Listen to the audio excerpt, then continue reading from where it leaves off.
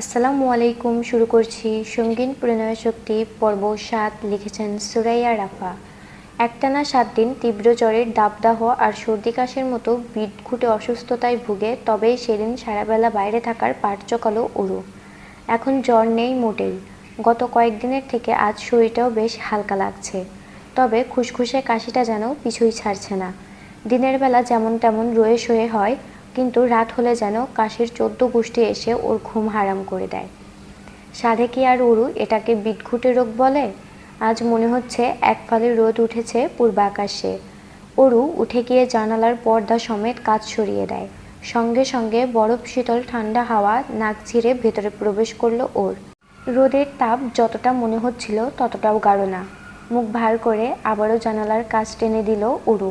মনে মনে ভাবল, এই ঠান্ডা বাতাস লেগে যদি আবারও জ্বরটা ফিরে আসে তাহলে আপা নির্ঘাত মেরে আলুর দম বানিয়ে দেবে। তবে পর্দাটা আর টানালো না। রুমের কোণ থেকে একটা বার স্টুল টেনে নিয়ে গালে হাত দিয়ে বসে পড়ল জানালার মুখোমুখি। প্রকৃতির আবহমান উত্থান পতন দেখতে দেখতে যখন ভাবলেশহীন হয়ে পড়ে অষ্টাদশীর উদাসীন মন, তখনই রুমের বাইরে হাতের আঙ্গুল দিয়ে দরজায় টকটক আওয়াজ তুলে কড়া নাড়ে অষ্টাদশীর মনে গ্রিক গড খ্যাতিপ্রাপ্ত সুদর্শন যুবক। অরু পেছনে ঘুরল তৎক্ষণাৎ। দেখল পুরো ফর্মাল ড্রেস আপে সব পকেটে হাত গুজে দাঁড়িয়ে আছে কীর্তিক। চুলগুলো আজ এলোমেলো নয়, বরং হেয়ার জেল দিয়ে পরিপাটি করা। সফেদ শার্টের উপর নেভি ব্লু কোট আর গ্রে রঙের রিচ ওয়াচ তাকে অসম্ভব মানিয়েছে। অবশ্যই এটা নতুন কিছু নয়। প্রথম দুদিন বাড়িতে সারাক্ষণ গেম খেলে কাটালেও গত এক সপ্তাহ ধরেই প্রতিদিন রেডি হয়ে কোথাও যায় কীর্তিক। অরু জানে না কীর্তিক কোথায় যায়, আর জানতেও চায় না। কারণ অরুর চোখে কীর্তিক একজন নির্দয় মানব। কতটা অমানুষ হলে একজনকে এমন প্রতিকূল আবহাওয়ায় ঘর থেকে বের করে দিয়ে ঘুমিয়ে যেতে পারে মানুষ? ভেবে পায় না অরু। আর না কীর্তিকের কাছে এর কোনো জবাব আছে। এই লোক বেপরোয়া স্বভাবের জানত অরু। তাই বলে এতটা, তাও বিনা কারণে। এখনও সেসব কথা ভাবলে মাথাটা জ্বলন্ত লাভায় টগবগ করে ওঠে অরুর। দ্বিতীয়বারের মতো কীর্তিকের দরজায় টোকা দেওয়ার আওয়াজ পেয়ে সম্মোহন ফিরে পেল অরু। তবে কোনো কথা না বলে শুধু জিজ্ঞাসু দৃষ্টি নিক্ষেপ করল কীর্তিকের দিকে। জবাবে নিজ পকেটে হাত গুজে রেখে একটানা কয়েক মিনিট নিষ্প্রভ তাকিয়ে রইল কীর্তিক। কীর্তিকের চোখ নিষ্প্রাণ, তবে তাকালে মনে হয় কথাদের রাজ্য। এ চোখে বেশিক্ষণ তাকিয়ে থাকা যায় না। অরুও পারল না। চোখ নামিয়ে সংশয় বোধ করল। তারপর বাধ্য হয়ে জিজ্ঞাসা করেই ফেলল, কিছু বলবেন? না। সশব্দে কথাটা বলে দ্রুত স্থান ত্যাগ করে চলে গেল কীর্তিক। অজ্ঞাতে অরু কিছু না বুঝে সেদিকেই তাকিয়ে বিড়বিড়িয়ে বলল, এই লোকটা এমন কেন? ভারী অদ্ভুত। অবসেশনস মানে ঘোর। হ্যাঁ, ওটাই। তুই আমার প্রতি অবসেসড, অর্ণব, আর কিছু নয়। অযথা নিজের মূল্যবান সময় নষ্ট করিস না। আমার জীবনটা পদ্ম পাতার জলের মতোই, আজ আছি কাল নেই। দেখা গেল নিজের বাবার হাতেই বাক্যটুকু আর শেষ করতে পারল না এলিসা। তার আগেই ফোনের ওপাশ থেকে কড়া গলায় শাসিয়ে উঠল অর্ণব, চুপ করবি এলিসা? তুই এক বাসি গল্প শুনিয়ে শুনিয়ে আর কতদিন দূরে সরিয়ে রাখবি আমাকে? সেদিন নিজের চোখে দেখবি, সেদিন বুঝবি আমি কোনো বাসি কিংবা বেহুদা কথা বলছি না। যেদিন দেখব সেদিন তুই একা থাকবি না, আমরা তিনজনই তোর সাথে থাকবো। নিজেকে এতটা হেল্পলেস ভাবার কিছুই নেই। আমার জন্য তোরা কেন বিপদে পড়তে যাবি? অর্ণব শীতল কণ্ঠে বলল, তুই আর আমরা কি আলাদা বল? এলিসা জবাব দেয় না। এই অর্ণবটাকে বুঝিয়ে বুঝিয়ে হয়রান ও নিজেই। কাজের কথা বলতে গেলেও ঘুরিয়ে ফিরিয়ে প্রেম টপিকে চলে আসে। আশ্চর্য। কিন্তু অর্ণবই বা কি করবে? ভালোবাসা তো আর পরিস্থিতি বুঝতে চায় না, আর না মানতে চায় কোনো বাধা। নইলে এলিসার মতো নামকরা পাকার প্লেয়ারকেই কেন ভালোবাসতে গেল ও? দুনিয়াতে আর কি কোনো ভালো মেয়ে ছিল না? একটা দীর্ঘশ্বাস ছেড়ে এলিসা শুধায়, এখন কোথায় আছিস? গাড়িতে। আজকেই ইউএসএ ফিরলাম। এর মধ্যেই কীর্তিক আবার কারো ডিটেলস চাচ্ছে। ওটা বের করে দিয়ে এখন বাসায় যাচ্ছি। তোদের জন্য আমার ডিটেকটিভ এজেন্সির জবটা আর বৈধ থাকলো না। The great hacker Arnab Sayanta যদি বেস্ট ফ্রেন্ড হয়, তবে ফ্রেন্ড উইথ বেনিফিট কে না চায় বল? অর্ণব উচ্ছ্বাসিত গলায় বলল, চল না আজ সিনেমা হলে গিয়ে ফ্রেন্ড উইথ বেনিফিট মুভিটা দেখে আসি, শুধু তুই আর আমি। হেব্বি রোমান্টিক মুভি, আমি 10 বারেরও বেশি দেখেছি। তুই একটা নষ্ট। বিরক্ত হয়ে কল কেটে দিল এলিসা। এই ছেলে সারাক্ষণ মাখো মাখো ভাব। কি করে এত নামকরা হ্যাকার হলো ও? তৎক্ষণাৎ ভাবনায় সুতোয় টান পড়ল ওর। অযাচিত মন বলল, ওয়েট, কীর্তি কার ডিটেলস চাইলো অর্ণবের কাছে? নতুন করে আবার কার সাথে ঝামেলা পাকাতে চাইছে ও? ঘড়ির কাঁটায় ঠিক সন্ধ্যা 7টা। কীর্তিক মাত্রই বাড়িতে এসেছে। বেশভূষা দেখে মনে হচ্ছে বাইক রাইডিং এ গিয়েছিল সে। পাসওয়ার্ড দিয়ে দরজা খুলে হলরুমের মধ্যখানে পা রাখতেই দোপান নিজ গতিতে থমকে গেল ওর। ভেতরে ক্রমান্বয়ে ছড়িয়ে পড়ল অজানা লাফডুর। সেখানেই কিছুক্ষণ একইভাবে দাঁড়িয়ে থেকে ধীর পায়ে এগিয়ে এলো সবচেয়ে কর্নারের কাউচের দিকে। ঘাড়টা সামান্য কাত করে মুখে একটা বাঁকা হাসি ঝুলিয়ে রেখে দেখতে লাগলো ঘুমন্ত মেয়েটাকে।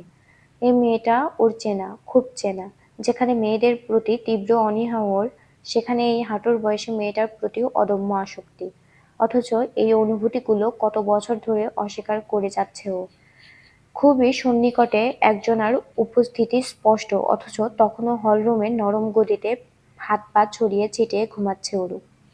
গভীর ঘুমে তলিয়ে থাকা জামাকাপড়েরও হদিশ নেই। প্লাজো টি-শার্ট দুটোই জায়গা থেকে সরে গিয়ে শরীরের অর্ধেকাংশ উন্মুক্ত। হলরুমে জ্বালিয়ে রাখা বিধ্বস্ত ফকফকে সাদা আলোয় সে সব কিছুই কীর্তিকের চোখে দৃশ্যমান। ও না চাইতেও এক ঝলক পা থেকে মাথা অব্দি পরখ করল অরুকে। হুট করেই কেমন ঘোর লেগে এলো দুচোখে। নেশাগ্রস্তদের মতোই চোখ দুটো ঝাপসা লাগছে ওর। গলাটা শুকিয়ে কাঠ হয়ে আসছে। বারবার জিভ দিয়ে শুকনো অধর ভিজিয়ে যাচ্ছে। চোখের সামনে শুয়ে থাকা অরুর লতানো নারীদেহের ভাঁজগুলো বড্ড আকর্ষণীয় লাগছে কীর্তিকের চোখে। বয়সের তারতম্য, সম্পর্কের জটিলতা সবকিছু কয়েক মুহূর্তের জন্য ভুলতে বসেছে দ্য গ্রেট পার্সোনালিটি খ্যাত জায়ান্ট কীর্তিক চৌধুরী। মেয়ে মানুষে নাকি তার অ্যালার্জি, ভার্সিটির টিচার থেকে স্টুডেন্ট সবাই তো এটাই জানে। কিন্তু এখন এই মুহূর্তে কেন এমন হচ্ছে? 8 বছর আগের তৈরি হওয়া প্রণয়াসক্তি কেনই বা হুট করে মাথাচাড়া দিয়ে উঠছে? তাহলে কি কীর্তিক অরুকে নয় বরং নিজ অনুভূতিকে ঘৃণা করে? সৎ মায়ের মেয়ের প্রতি এতটা দুর্বলতা কোন সমাজেই মেনে নেবে না। বাঙালি সমাজ তো একদমই নয়। তাই তো নিজে বাঙালি হয়েও বাঙালিদের প্রতি এত রাগ ওর। ভালোবাসায় আবার সমাজ কিসের? ধর্ম যার প্রাধান্য আছে, সমাজে তার স্বীকৃতি নেই কেন? ভেবে পায় না কীর্তিক। এই মুহূর্তে ভাবতেও চায় না কোনো কিছু। ওর চোখে পৃথিবী এখানেই থমকে গিয়েছে। পায়ে পায়ে এগিয়ে গিয়ে উরুর শিয়রে ধপ করে বসে পড়ে কীর্তিক। ফ্লোরে উড়োঝুড়ো হয়ে পড়ে থাকা লম্বা চুলগুলোর দিকে এক পলক গভীর দৃষ্টিতে তাকিয়ে ওর কানের কাছে এসে হিস হিসিয়ে কীর্তিক বলে, আবার কেন ফিরে এলি এই আধপোড়া জীবনে? বাকিটা পুড়িয়ে দিতে? তারপর একটা কপট হাসি খেলে গেল কীর্তিকের ঠোঁটের কোণে। মুখটা আরো একটু সামান্য বাড়িয়ে একই সুরে বলল, এবার যদি সত্যিই তোর আসক্তি থেকে নিজেকে সামলাতে না পারি, তাহলে বিশ্বাস কর তুইও পুড়বি। আমার দহনে পোড়াবো আমি তোকে। এখন তো ছোট নেই, তাহলে তুই কেন বেঁচে যাবি? এবার আর আমি একা নই, আমরা দুজনে মিলে প্রণয়াসক্ত হব। কীর্তিক অযাচিত ঘুরে বসে আরও কিছু বলতে যাবে তার আগেই ওর ঘুমের তালে একটু নড়ে চড়ে ওঠে। আচমকা সম্মতি ফিরে পেল কীর্তিক। ও কি করছিল ওইটা? সঙ্গে সঙ্গে অরুর দিকে তাকিয়ে কপাল কুঁচকে ফেলল ও। এক ঝটকায় উঠে দাঁড়িয়ে ওয়ারড্রোব থেকে একটা লম্বা চাদর বের করে ছুঁড়ে মারল অরুর উন্মুক্ত গায়ে। এমনভাবে দূর থেকে ছুড়ল যেন অরুর শরীরে কোনো নোংরা লেগে আছে। গায়ে কাঁথা জাতীয় কিছুর উপস্থিতি টের পেয়ে সেটাকে ভালো মতো গায়ে পেঁচিয়ে অন্য পাশ হয়ে শুয়ে পড়ল অরু। সরু জায়গা হওয়াতে পাশ ঘুরতেই কাচের টি টেবিল থেকে ছোট্ট বাইকের শোপিসটা পড়ে যাচ্ছিল মেঝেতে। তৎক্ষণাৎ সেটাকে ক্যাচ করে নিল কীর্তি।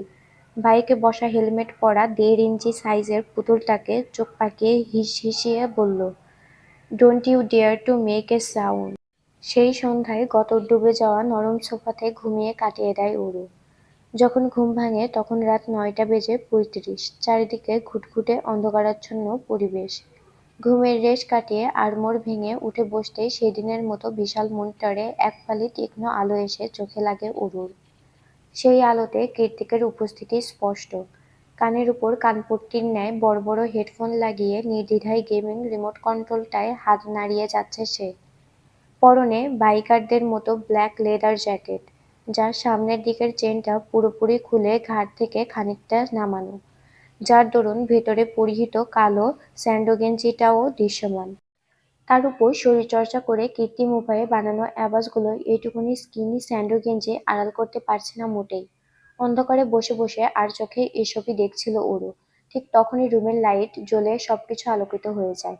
আচমকা তীক্ষ্ণ আলো চোখে পড়ায় কপাল কুঁচকে চোখ দুটো খিচে বন্ধ করে নিল ওরু। হাঁ করে না থেকে মুখের লালা পরিষ্কার কর। সামনে মনিটরে ধ্যান রেখেই বলল কীর্তি। চোখ বড় বড় করে কীর্তিকের মুখের দিকে তাকালো ওরু। আগের মতোই ভাবলেশহীন মুখশ্রী। তবে ওরু আর ভাবলেশহীন হয়ে বসে থাকতে পারল না। হঠাৎ এরূপ পচানি খেয়ে ভ্যাবাচ্যাকা হয়ে তৎক্ষণাৎ আলগোছে চুল বাঁধতে বাঁধতে দৌড়ে উপরে চলে গেল। তার কয়েক মুহূর্ত পরে আবারও নিচে নেমে এসে অসহায় মুখ নিয়ে কীর্তিকের সামনে এসে দাঁড়ায় অরু। কি সমস্যা? ভুরু কুঁচকে প্রশ্ন ছড়ে কীর্তিক।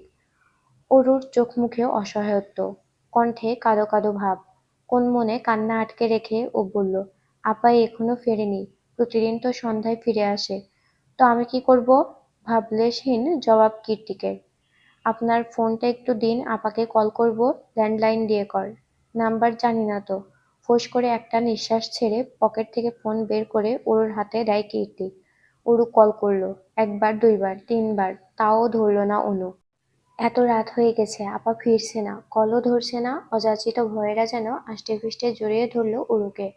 অজস্র খারাপ চিন্তায় পেটের মধ্যে নাড়িভুড়ি কেমন উগরে আসতে চাইছে।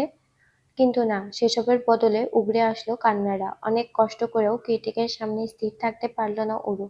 ধপ করে মেঝেতে বসে ফুঁপিয়ে কেঁদে উঠল। আবার সেই একই কান্নার আওয়াজ। অরু কি বোঝে না, কোনো এক অজানা কারণে এই আওয়াজে ভেতরটা ছিঁড়ে যায় কীর্তিকের। গলা কাটা মুরগির মতোই ছটফট করে ওঠে হৃদয়টা। ইচ্ছে করে সবকিছু ধ্বংস করে ফেলতে। ভেতরে যা হচ্ছে হোক, সেসবকে পাত্তা না দিয়ে আপাতত অরুকে রাম ধমক দিয়ে শুধালো কীর্তি। কি হয়েছে, ভ্যাবা করছিস কেন? অরু কাঁদতে কাঁদতে জবাব দেয়, আপা কল তুলছে না। এখানে আসার পর থেকেই আপা কেমন ব্যস্ত হয়ে গিয়েছে। এখন আবার কলটাও ধরছে না। পার্ট টাইম জব করলে ব্যস্ত হবে না তো কি হবে? মুখ টিপে টিপে বলল কীর্তি। কিছু বলছেন? না, তুই কান্নাকাটি অফ কর। তোর কান্নার আওয়াজ বিরক্ত লাগে। আমি কাঁদলেও আপনার বিরক্ত লাগে, হাসলেও বিরক্ত লাগে। করবোটা কি আমি? চুপ করে থাকবি। অরু তাই করলো, চুপ হয়ে বসে রইল। এমনিতেই কীর্তিকের সামনে কেঁদে ফেলেছে। এখন ভাবতেই কেমন লজ্জা করছে ওর। ও তো এতটাও বাচ্চা স্বভাবের মেয়ে নয়, যথেষ্ট স্ট্রং। অরুর ভাবনা ছেদ ঘটে কীর্তিকের আওয়াজে। আমি বের হয়ে আশেপাশে খুঁজে দেখছি, তুই থাক। অরু একটু একটু হেঁচকি তুলে বলল, আমিও যাব, নিয়ে যান না। ম্যাকডোনাল্ডস ক্যাফেটেরিয়ায় পার্কিং লটে গাড়ি পার্ক করে আশেপাশের রাস্তায় হাঁটছে কীর্তিক আর অরু। ওভারসাইজ ডেনিমের পকেটে হাত ঢুকিয়ে গা ছাড়া ভাব নিয়েই হাঁটছে কীর্তিক। দেখে মনে হচ্ছে ওর মধ্যে চিন্তার লেশ মাত্র নেই। ওদিকে অরু ভেবে পাচ্ছে না, হসপিটালে না গিয়ে ওকে এখানে কেন নিয়ে এলো পাগল লোকটা। আপাতত হসপিটালে। অরু বার কয়েক জিজ্ঞাসা করেছে আগ বাড়িয়ে, কিন্তু কীর্তিকের সোজাসাপটা উত্তর, আশেপাশে খোঁজ, এখানেই পেয়ে যাবি। অরু সেই তখন থেকেই এদিক ওদিক হন্য হয়ে ছুটছে। সোডিয়ামের আলোয় যতদূর চোখ যায় কোথাও কোনো মানুষ নেই। ক্যাফেটাও বন্ধ হয়ে গিয়েছে খানিকক্ষণ আগে, অথচ অনুর দেখা নেই। আচ্ছা, তোর পেটের মাঝখানের তিলটা কি আসল? যখন ছোট ছিলি তখন তো দেখিনি। পাহাড়ি আঁকাবাঁকা রাস্তায় অরু যখন অনুকে খুঁজতে খুঁজতে পাগল প্রায়, ঠিক তখনই কীর্তিক জ্ঞানী ব্যক্তিদের মতো ভাবুক হয়ে এই ছাপড়ি প্রশ্নটা করে বসে। এই মুহূর্তে কীর্তিকের কথায় অরু ওর গোপন তিলকে খবর জানায় অবাক হয়ে।